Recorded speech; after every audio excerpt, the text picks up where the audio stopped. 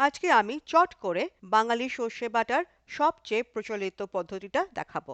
সর্ষে বাটা বাঙালি রান্নাতে একটা বিশেষ জায়গা আছে। ভেজ, নন ভেজ দু রকমের রেসিপিতেই ব্যবহার হয়। বাঙালির আইকনিক রেসিপি আমাদেরকে দেয়, যেমন সর্ষে ইলিশ, সর্ষে চিংড়ি, ইলিশ ভাপা, সর্ষে চিকেন, সর্ষে বেগুন, সর্ষে ঢ্যাঁড়স ইত্যাদি। এবার শুরু করা যাক। এই পদ্ধতির জন্য আমি নিয়েছি কালো সর্ষে 2 টেবিল স্পুন, হলুদ সর্ষে 2 টেবিল স্পুন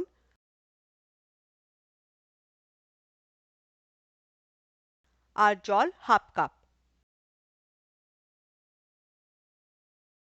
সব মিশিয়ে 1 ঘন্টা ভিজিয়ে নিয়েছি। মিনিমাম 30 মিনিট ভেজাতে হয়। এতে বাটতে সুবিধা হয় আর টেস্টটা খুব মিহি হয় আর খুবই টেস্টি হয়। এটা আমার প্রিয় পদ্ধতি। জল ছেঁকে গ্রাইন্ডারে নিয়ে নিয়েছি।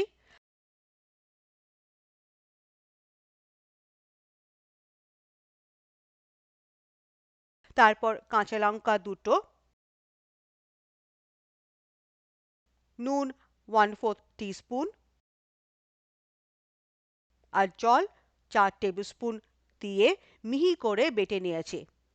মনে রাখতে হবে যে যে কোনো সর্ষে হোক না কেন, সব সময় নুন আর কাঁচা লঙ্কা দিয়েই সর্ষে বাটতে হয়, না হলে সর্ষে বাটা তেতো হয়ে যাবার সম্ভাবনা থাকে। এইভাবেই রান্না করা যেতে পারে। বেশ ভালো ঝাঁঝালো স্বাদ আর সুগন্ধ হয়।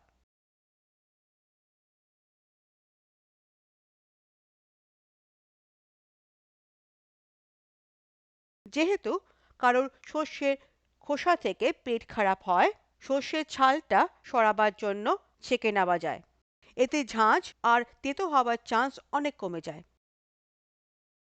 ভিডিওটা ভালো লাগলে একটা লাইক, শেয়ার, কমেন্ট, সাবস্ক্রাইব আর একটা বেল আইকনে ক্লিক করো।